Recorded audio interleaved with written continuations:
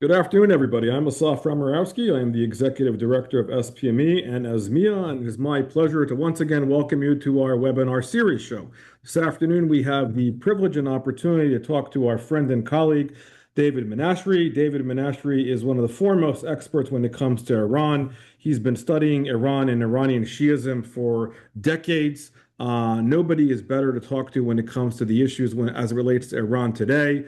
Iran obviously is at a historic crossroad when it comes to identity, legitimacy, the dynamics that play out religiously and politically, as well as the understanding the political theology and the economic pressures within the confines of what Iran is today at large. And there's much to unpack and on these very issues, trying to understand the mindset of Iran and where Iran is going under its current leadership, such as it is. And really, David Menashri has really studied Iran in depth and knows the history and understands the politics and the Iranian psyche like nobody else. So we really are privileged to have him this afternoon unpack these very issues. Housekeeping wise, David will talk for about 25 to 30 minutes, then we'll go into Q&A. Q&A will be done via the chat as always. All you have to do is type in your questions and we'll do our best to respond in a timely fashion. If I don't get to your questions this afternoon, I apologize in advance, and we'll do our best to respond after the show. So really, without further ado, David, welcome to the show, and the virtual floor is now yours. Thank you. Thank you, Asaf, also for your kind words about me. I was once introduced by someone you might know, a woman that introduced me to her partner, and she told him that I am the best expert in Israel on Iran. And I told her, no, that's not true. I may be the best in the world, but in Israel, no one can be the first. There are many people behind me, before me. Somehow, the husband was a partner or whatever. He was Argentinian. And he told her, I know what it means. We have Messi in our country. That he is well known all over the world, but was less popular in his own country. Now, Iran is a complex country. That's usually when we come to dealing with it, everyone starts with Iran is a complex country. I decided that rather saying that Iran is complex, to show one or two of the complexities and why we fail to understand Iran, not only in this chaotic time that we are going through, but even before. In a very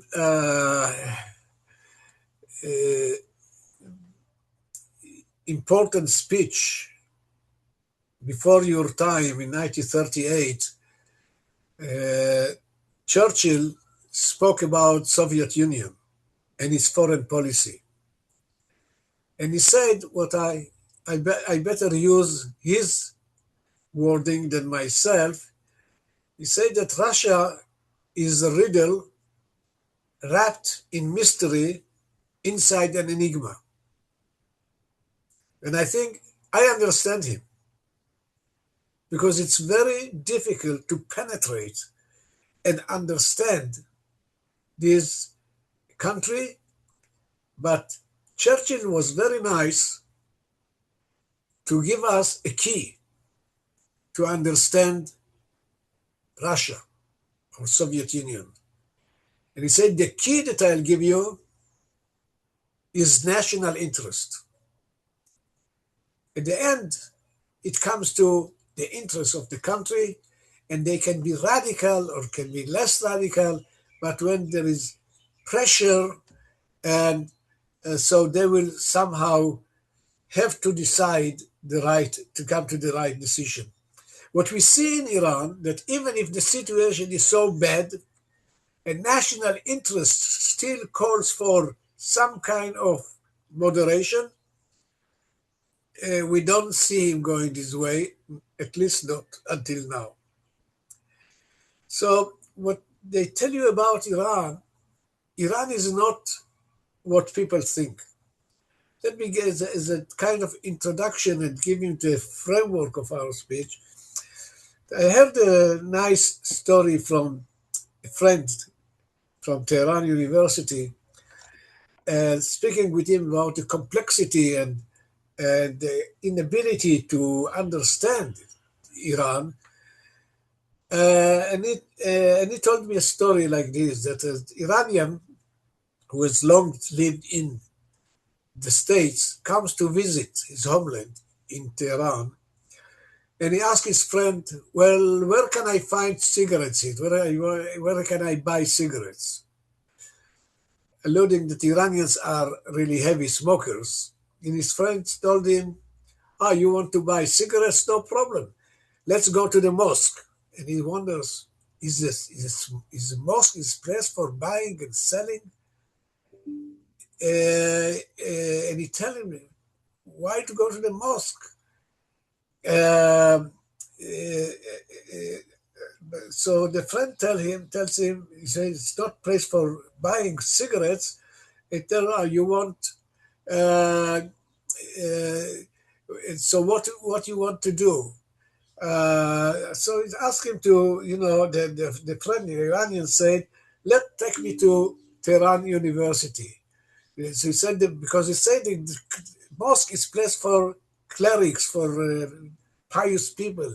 So you want our clergy, let's go to Tehran University, where is the place that the Friday sermons are being given there. And I was lucky to live 2 years in Tehran doing studies of my PhD, and I was near my office at Tehran University. So, but the university is not place for prayers. The university is place for intellectuals, for the academicians. You say, you want our intellectuals? Let me take you to the prison in Evin, when all of them are in jail. So, but prison is not place for intellectuals. Prison is place for politicians. No, prison is place for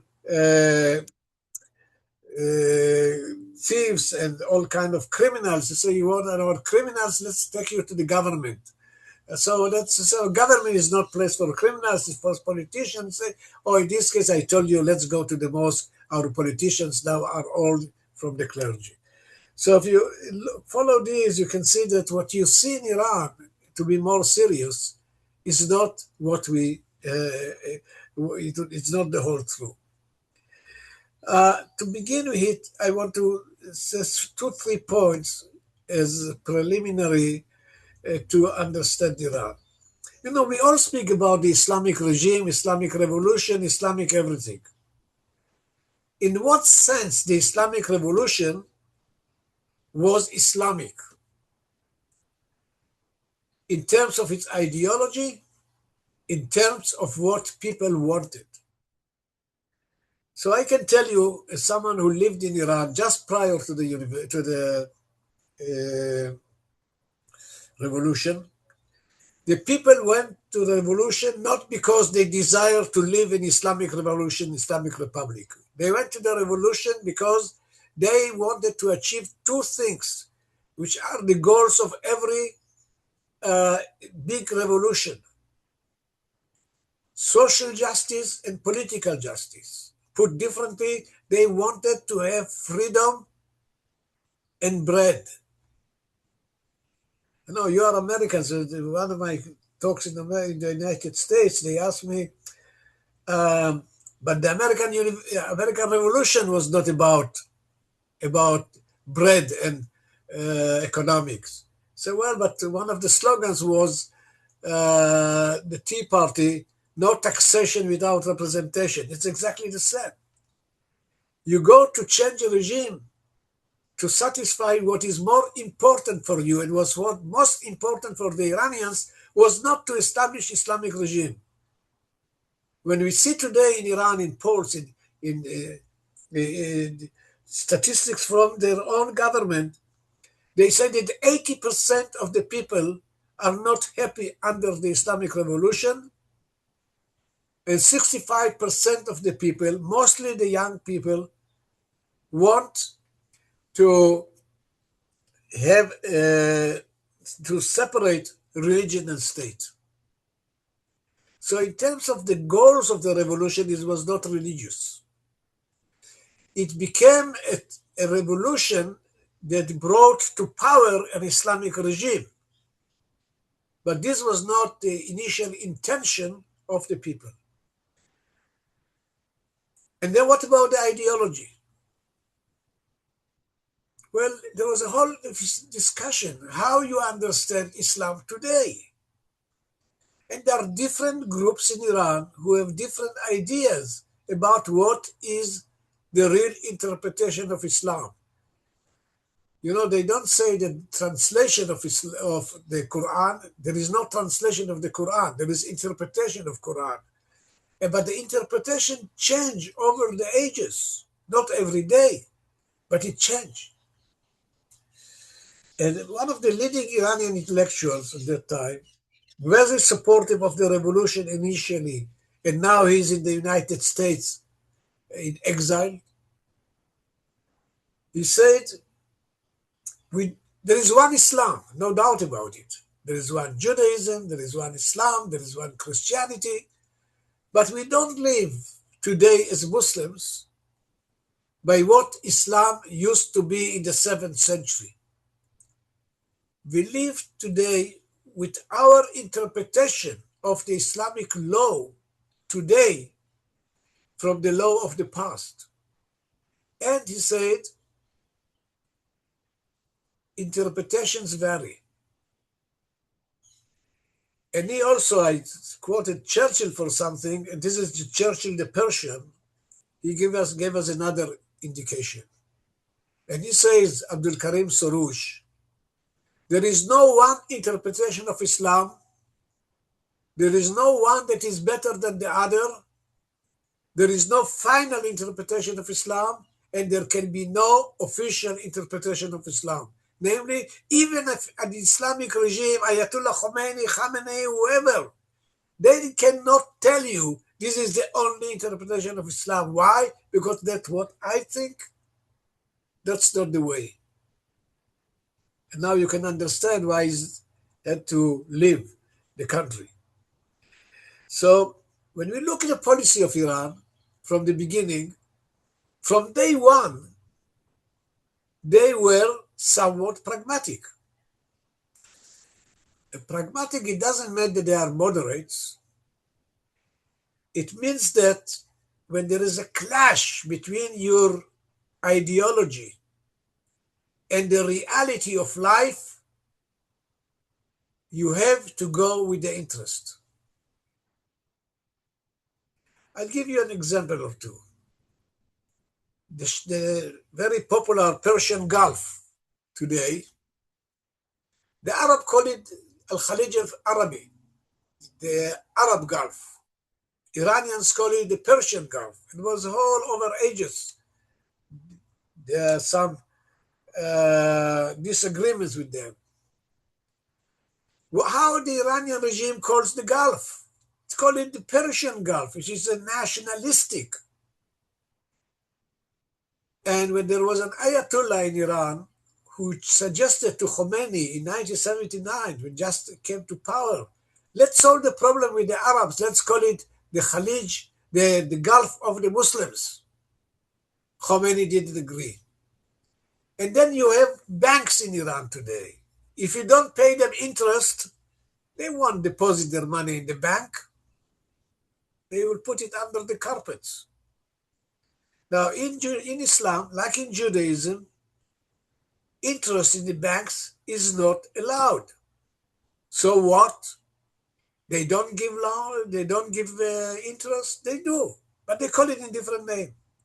They call it when you deposit your money in the bank, you don't get interest, but you become a partner in an enterprise or something, and then you get income for your business. You can cheat everyone, maybe also the God, but this is interest.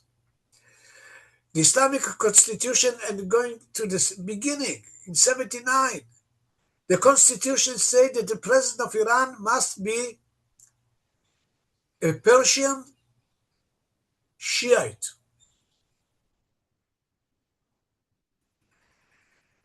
And in the first elections, there was someone, Jalaluddin Afghani, no, sorry, Jalaluddin Farsi, Jalaluddin the Persian, whose father was Afghan, and Khomeini disqualified him. So I could go on and on how they come that their best relations with the country, with the former Soviet Union, which is Shiite, is tense, and the best relations that they have is with the country that is Persian by culture. What I'm trying to tell you is that at the end, it's not only the ideology. They bought arms from Israel in the 80s. Now, so Iran becomes more and more pragmatic when they feel they must. And there was a war between Iraq and Iran for 8 years, from 1980 to 88, and Khomeini was fed up with his war because the situation was even worse than today. 300,000, 400,000 Iranians were killed in this war. And Khomeini decided to put an end to the war and went out to the people on television and told them, ladies and gentlemen, it would have been much sweeter for me to drink a poison than sign an agreement with Saddam Hussein, but we don't have a choice. And not only did he accepted the ceasefire, he issued a religious statement, decree, or fatwa, in which he says that it is an Islamic government is allowed even to destroy a mosque if it serves its interest. Can you understand Ayatollah like him saying it's permissible to destroy a mosque or to ignore the 5 main commandments of Islam: prayer, fast, Hajj, whatever, because of necessity. But what Khomeini didn't say,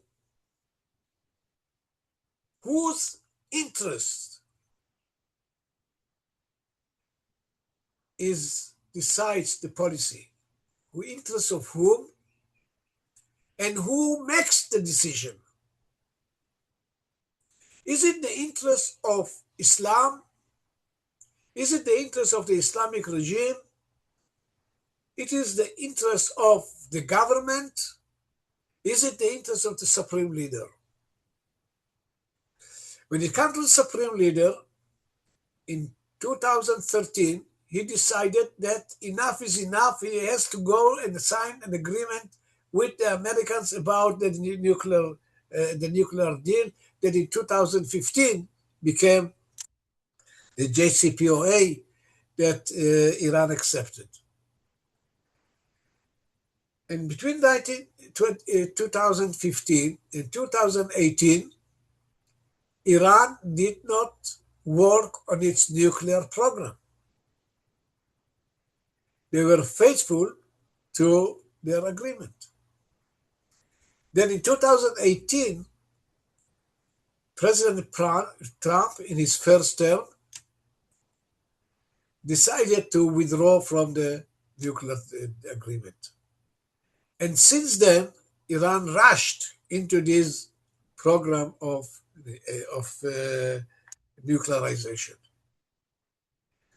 In between them, there are disagreements. Like in any political system, in any community of human beings, there are people who are more pragmatic, there are people who are more extremist, and it's very difficult to say, make distinction between them, because people change their mind, change their attitude.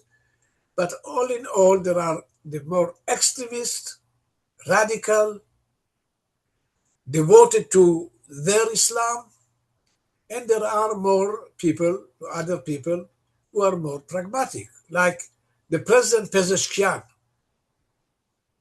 He is pragmatic. You may like, we may not be flexible as much as I want. The difference is that they recognize the restrictions of the realities of life. Arakchi, the foreign minister, is, I never use the word moderate for these people.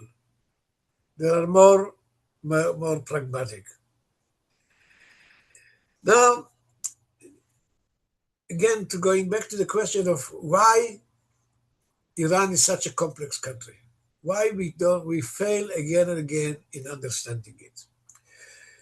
Part of the reason is that there is no one Iran. There are at least three major identities of this society. One identity is Persian, imperial, monarchical, that goes back to Cyrus the Great, national formulation of the interest. The second is Islamic Shiite, Islamic from the 7th century and Shiite from the 16th century. And the third, you may be surprised to hear, they also have a Western identity.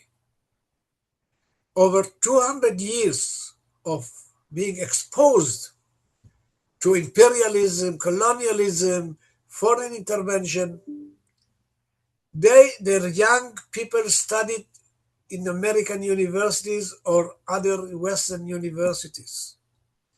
The first foreign language in Iran is not Arabic, the language of Quran, it is English.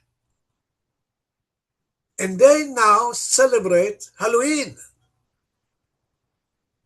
Of all, the reason is simple, and they say it, professor of sociology say that what we see in the country, that people are fed up with promises which are not fulfilled, and they see how the West lives.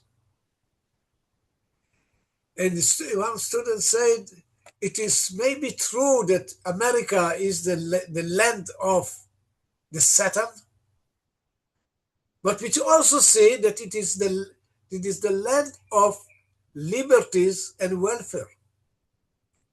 And we want to be part of it. Now, the three sides, the three elements here of national, Islamic, Western, makes it impossible to bring them together. Because you cannot be fully Persian nationalist and Islamic universalist. And you cannot be Islamic with Western culture. And this is the main struggle in Iran inside.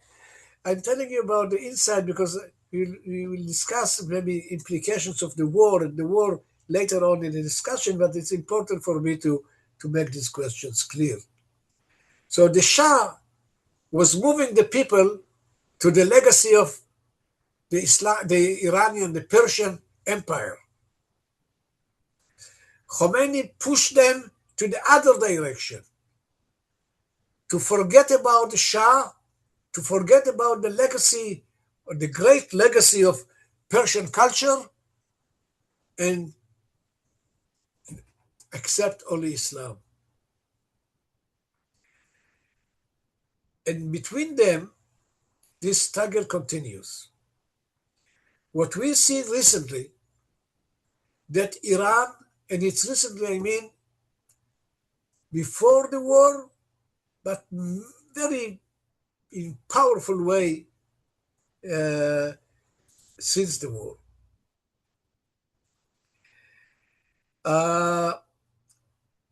The Ayatollah Khamenei was in the tunnels escaping attempts of suicide in June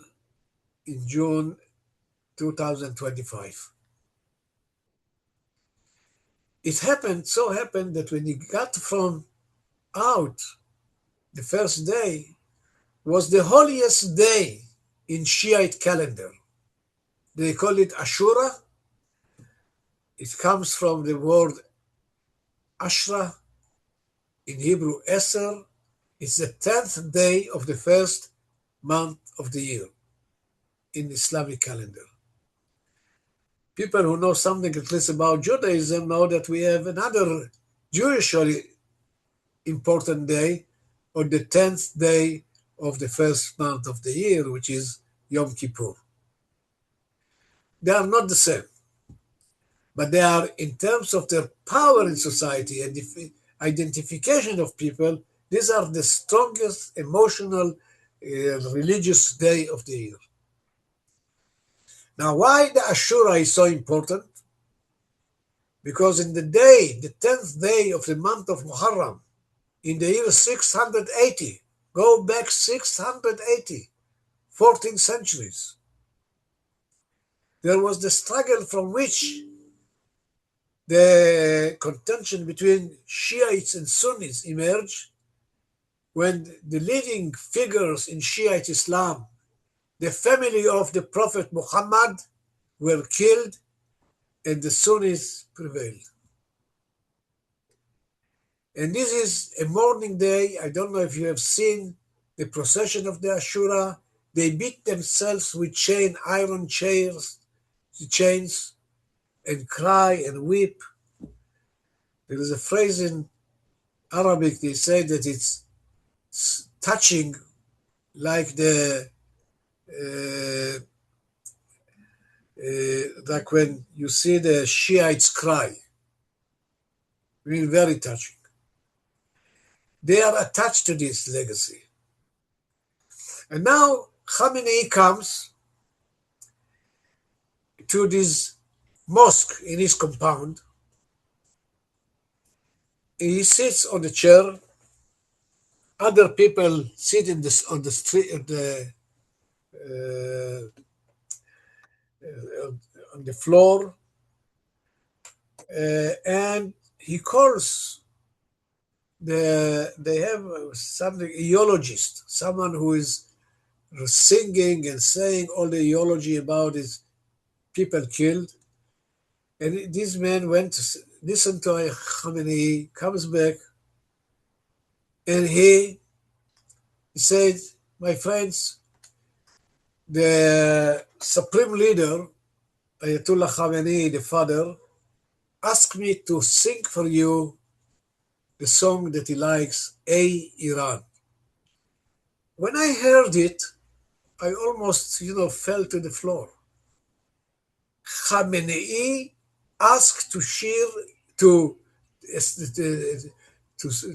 sing a song or whatever, which is speaking about Iran as the ideal, nationalism, unbelievable.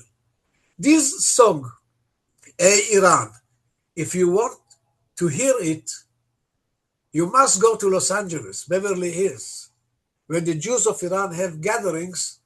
They sing two anthems. One is the American, that they know or don't know. The other is the Jewish, the Israelis, that they know or don't know. But when it comes to Ey Iran, it's so loud, and you see the identification with it. Ey Iran. I'm not going to play it for you. You know that Khamenei didn't mention the name Iran. You know that Khamenei has never gone to the grave of mausoleum of King Cyrus the Great. You know that he has never visited Persepolis because whatever was before Islam was forbidden. And now he comes and starts with Iran. At the same time, the grandson of Ayatollah Khomeini, the founding father of the revolution, he became a grandfather. A daughter was born to his son. And he was so proud to announce that a girl was born, and we called her name Iran. All this shows that with the problems that they had, and mainly the war, they became more attached to Iran. It was also a tactical move, because if they show attachment to Iran, to nationalism, maybe these young people will sit in their rooms and will not go to the streets to demonstrate. And the young people in Iran, in June 25, obeyed the rules and did not go to demonstrate. It changed in February 26, when they saw that they don't have any support. First, it was an Israeli, I must say, idea that you march to the border of Iran and the regime will collapse. This is our government's contribution to this. And then President Trump promised that help is on the way. Well, it's a long way, but it still has not arrived.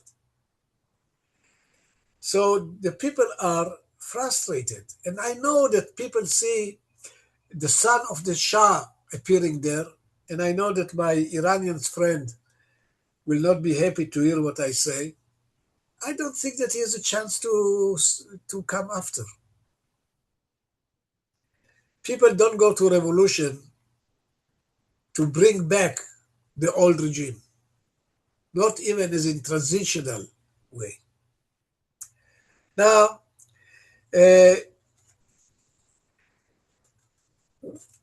many people were killed.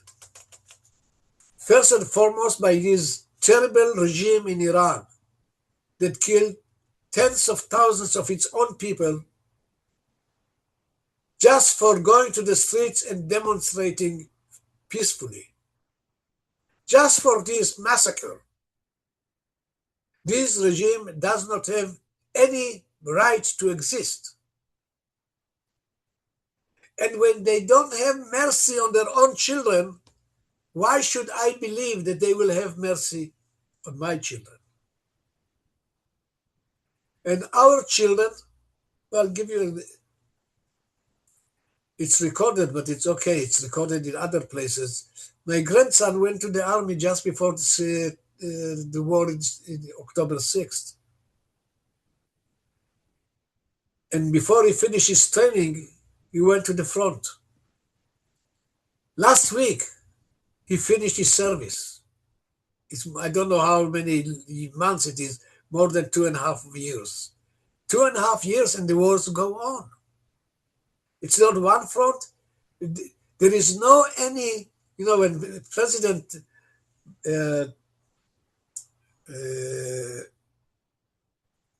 Bush, the young Bush, came to visit Iraq after the invasion, and he said, mission accomplished. It took another years for the mission to be accomplished, and not in the way that Iran, the United States, wanted. Wars you begin, you know how you begin. You don't know how you end. And both Israel and the United States made themselves satisfied with some success, and there has been success militarily, of course. But the war in Gaza is not finished. The war in Lebanon, we get even today, every day, sirens go on, and people are killed. The proxies in Iraq are quieter now. In Yemen, they are also quieter, but they are continued to threaten. And from all these, I think what we come to, I have to finish in a few minutes. So the war is not over. And I say that with Ayatollah Khamenei was killed, okay? Assassinated, killed, murdered, whatever. But unfortunately, his son is more extremist and radical than him. Khamenei has shown that he can go to compromise with the United States in 2015. Khamenei, the father, could speak with the Revolutionary Guards, pressure them. His son, I don't know what is his situation.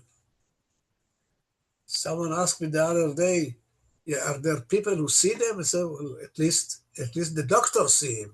I don't know if he's alive. So this about, and there was another Larijani. I don't want to bother with names.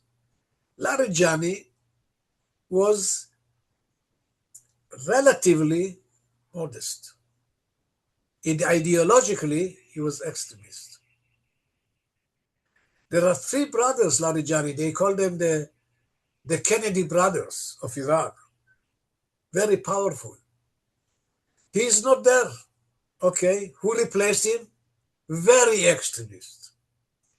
So before you go and kill someone, and most of them deserved, there have been some innocent people killed, but all these leaders, they are all extremists and radicals. But there are degrees to radicalism. Now, 2-3 points in I said earlier, but I want to reiterate it. The majority of the people, vast majority of the Iranian people are fed up with this regime. Some 65% of the people want to separate religion from state. This revolution started with the idea of exporting the revolution. Today they are importing Islam. They are bringing people from Afghanistan that they are also Shiites. They look like Iranian because the mosques are empty. And you have to bring them and bring them the men money to go to the fronts. Iran today views itself as the center of universe. Well, let's make some mild statement. They call themselves al-Qura. Honestly, I don't know who the audience are and how much they are in knowledge with Islam. al-Qura was the name of a book published in 1902 by a Syrian intellectual. Whoever speaks Persian can understand. al-Qura is the mother of Akrayot, the towns, the villages. It is the center of the Muslim world. Now, who is al-Qura? Which city deserves to be called the capital of Islam? Is Mecca. Today, the whole concept in Iran is that Iran is al-Qura. And the concept is that if Iran is being attacked, it is the duty of all Muslims to come and support him, defend him. So Iran today viewed itself as the center of the Muslim world, while Shiites are 15% of the Muslims. Tell them, please, it doesn't work like this. It's a minority of 15%. You cannot impose yourself on all the others. So it's and Shiites believe, we have some similarities between Jews and Shiites, Iranians and Israelis. I don't want to offend anybody, and certainly not the Israelis, but we are two old civilizations, two new regimes, two countries or two entities that were had devastating defeats and killing and massacre, the Holocaust for the Jews. And although I don't compare anything to the Holocaust, also Iran, 10 years of war, 8 years of war, they suffered a lot. Now, both of us think that we are the chosen people of God. In Hebrew, we say, Ha'am HaNivchar. And they said they are Habib Allah. Habib Allah in Hebrew is also someone that God loves. And we are all also, at least about Iran, I say that they are led, Iran is led by the supreme leader, at least until now. So the Shiites are both believing in their supremacy over others, but they are also the victim vis-a-vis the Sunni Muslims, vis-a-vis the West. And this is reality that is difficult to live with. I mentioned about the young people. Iran is a wonderful young people, probably the most educated in the Middle East with the exception of Israel. But they don't give them to breathe. When I asked a friend of mine who is teaching at Tehran University, how much freedom you have? Do you have freedom of speech? He told me, I don't know if it was cynical or not. He said, David, we have freedom of speech. What we don't have is freedom after speech. And whoever lived in this kind of regimes know what is the difference.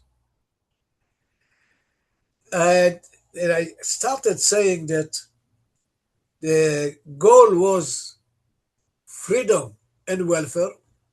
There is no greater freedom today in Iran that used to be under the Shah. And I lived in Iran the 2 last years of the regime, and I can tell you, I learned about the importance of democracy and about the importance of having a Jewish state when I lived in Iran. When I saw how the Jews of Iran are frightened under a regime that is very kind and nice to the Jews, and how people are afraid to speak up. And we, I think, tried at least to establish a democratic state. What I would say the last word, I speak about the triple identities: national, Islamic, Western. I think that whoever will be the leader of Iran tomorrow, they must, I don't think the word blend is right, maybe allowing the three, which means you cannot, eliminate them, but take part of each of them and combine to the new one identity of the 21st century. It's not going to be easy. And all depends how this world ends. And so here we go to the question and answers. We may get to it. Thank you so much.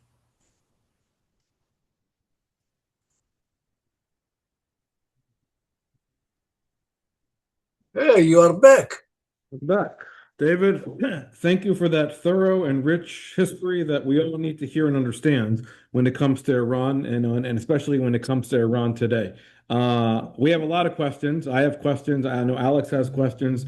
But let me start off from even from to your last point as far as decision-making processes and who we're talking to. So everything you've described, is correct, and obviously given us, the complexities of the structure. So when it comes to getting the messages across, who is really the decision making here when it comes to taking in messages coming in from the United States or from Israel, anybody else, and how's it trickling down when it comes to the tension between the IRGC and the Ayatollahs? I mean, today there was an announcement, of course, that there is a new authority over the Straits of Hormuz.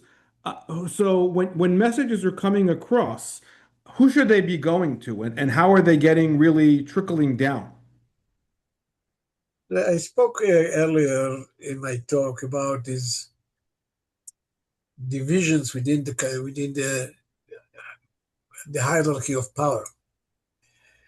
Uh, in the Islamic Republic, according to the constitution, and according to the religious procedures and processes, the supreme leader is the head of the state, and he is also the commander of the armed forces, all of them. Now, to be a supreme leader, you have to have two qualities, and with your background, at least you will understand. You have to be the most learned in Islamic philosophy and law, and the most tzaddik, pious. I don't know how you can define who is the most pious person in the world, but who is Righteous. the most, huh? Righteous. Yeah, but yes, but at least you have to be in the highest ranking Ayatollah. Khomeini hardly was this. And there were higher authorities than him in 1979, and the higher authority went to house arrest. If you think that the jails are only full with intellectuals and liberals, they are also full with clerics, because there is the enemy from within is sometimes more dangerous. Now, Khamenei was nothing. He was not even Ayatollah. So you have to meet the rank. You have graduate of a yeshiva or madrasa. We have it also in Israel. He is a rabbi. He is recognized as with some religious credentials. But there is a difference between low-level cleric and the supreme leader. The father was not the lowest. He was Ayatollah. Hardly. He was Hujjat al-Islam, to be honest. Hujjat al-Islam is, if you have supreme leader, this is the highest rank, then you have Ayatollah, and then you have Hujjat al-Islam. He was jumped from Hujjat al-Islam to Ayatollah Uzma. You learn Arabic now in Persian, but it's also Hebrew. Atzum, Uzma, which is the chief, the strongest Ayatollah. Khamenei was not even dead, but Khamenei was 37 years supreme leader. He knew how to speak with the revolutionary guards. He proved that he can pressure them to make concessions. Now, assuming that Mujtaba Khamenei Jr. is alive and functioning, he is a toy in their hands. They play with him. They don't owe him anything. Maybe if he is kind enough to give money. By the way, each of them, the Revolutionary Guards and the house of the supreme leader, they have, according to Western sources, they have 100 billion each. It's not small money. So that's and within them, today the people who are, the Larijani was a candidate to the presidency twice, and the system decided that he is not qualified to run for the presidency because he was too moderate. You see, whom you kill, he's too moderate, and didn't allow him to see. They didn't have a choice and allowed Pezeshkian to run. And I feel pity for Persian. We didn't speak about the economic problems. There is no drinking water in many parts of the world. There is no electricity. Well, how can I explain to you? There was recently Nowruz, the New Year in Iran. And this is the major holiday. The only one that is not linked to Islam. It was from the day of pre-Islamic time. And people are really buying new dress and buying and food. And the woman went to the market to buy fruit. And she asked, you have to have in this group. I think the more I speak, the more I've learned about the similarities. They have apple. And Great. she asked the seller, how much is the apple? And he told me, I can't tell you, but let me write it to you. And he wrote a figure. And someone asked him on camera, why you don't say? He said, I am ashamed to say how much one apple costs in this country. People are selling organs of their body, from the eye, from candy, to feed their children. So we didn't speak about all these. But and these are the issues that should be resolved. So yes, there is hierarchy of power. All has shifted in favor of the radicals. And I don't envy the other group, the more pragmatic group. I tell you what, there are pragmatists in Iran. There are brave people in Iran who are fighting. 2 women, Iranians, won Nobel Prize for Peace. The younger of them is now in hospital with heart attack, and they don't allow her to get help from outside the hospital. This regime is criminal. The people are people who want to live. They have been westernized. They get married in older age. Not few of them don't want children. And if they have children, they have 2 or 3. Great. So it's that there are the problems that they have. There is where you can go. Great. Thank you for that. Alex, I'm going to give you a question because I know we have some audience questions. So let's go ahead with yours. Right. Well, thank you for your presentation. Obviously, very important, wide-ranging. I want to return to one issue, or really 2 interconnected issues. One is the status of Islam in Iran, where, if reports are to be believed, 50,000 out of 75,000 mosques have been closed.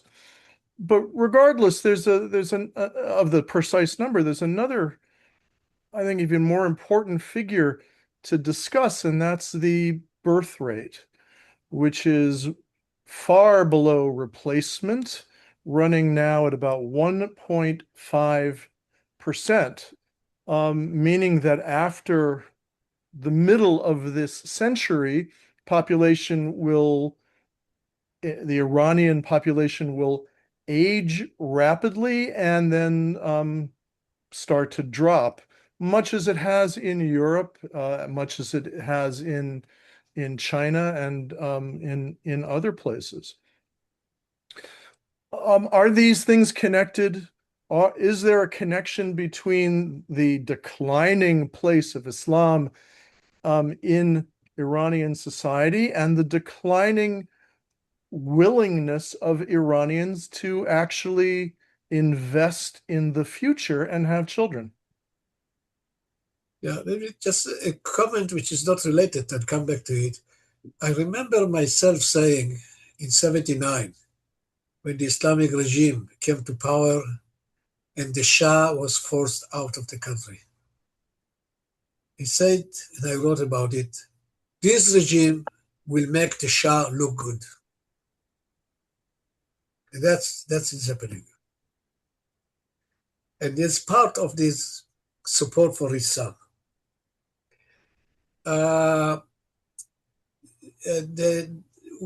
What you are pointing, it's the life itself. That's why I decided not to speak about, about what you can read in the newspaper every day, but to see that the largest picture.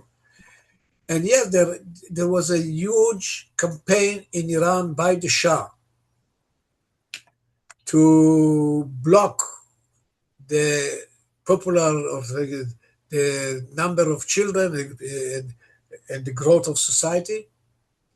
Iran had in the 80s the highest figure in number of children, growth of the families, and the population growth. And they were smart at that time to understand if they go with this another decade, Iran would collapse. And they, with the UN, started a campaign to convince people to prevent, to limit the number of children. 2, 3. They are less than in Europe today, population growth. So that's part of it. You say that a number of, much of mosques in Iran were closed? Correct. Mosque. You said there was mosques. Yeah. I don't know the numbers, I work on statistics on education in Iran in the 70s, and I read an article by a German professor who also dealt with statistics in developing countries. And in one of his articles say, whoever deals with figures and statistics in the Middle East should remember that in the Middle East, also the statistics are in stage of development. They are not in the best, but Iran is better than the other countries in the Middle East. I don't know how many. But yes, people don't go to mosques. I think I mentioned it. That rather than exporting the revolution, what happened with the export of revolution? What are the Islamic countries that tend to be like Islamic revolution? Oh, there was for some time Sudan. There was a Taliban in Afghanistan. What a company. And what about the others? Lebanon, Gaza, PLO, Syria, Iraq, Yemen.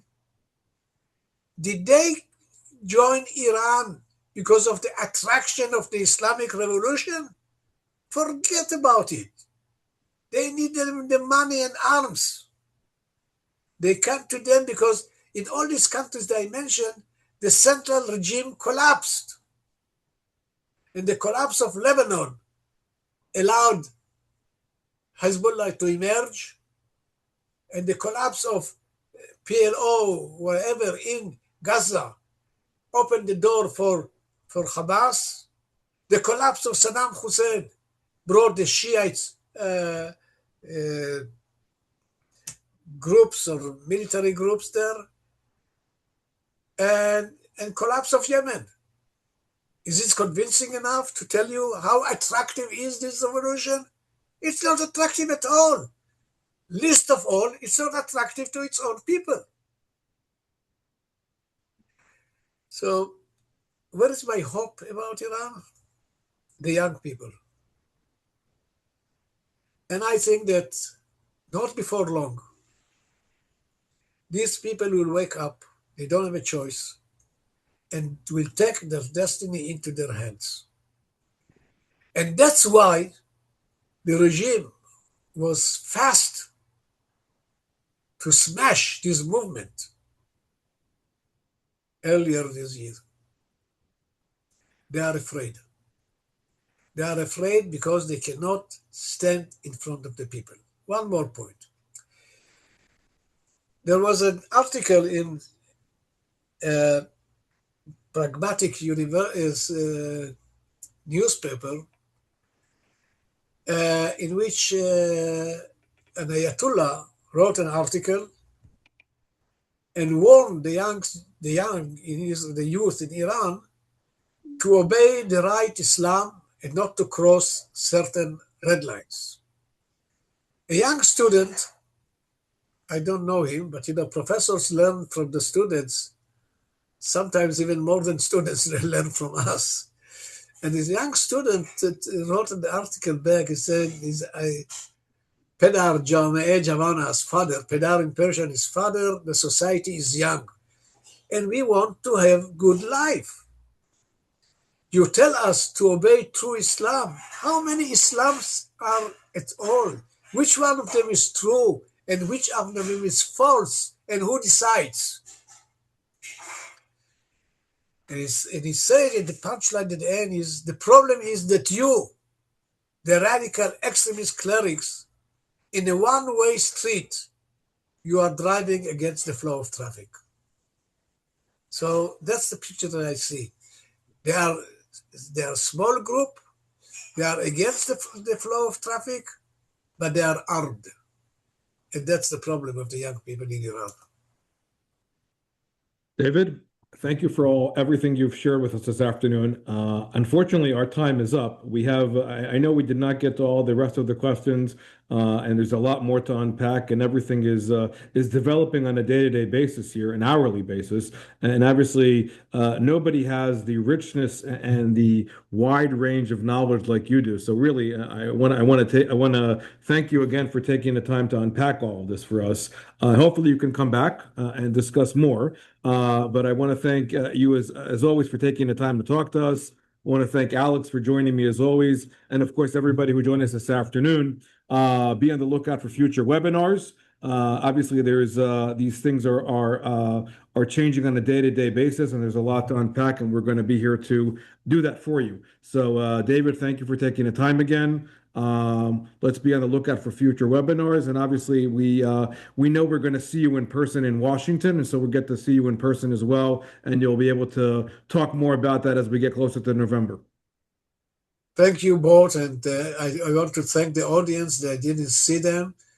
They are hidden somewhere, but thank you for coming, and hope to see you again.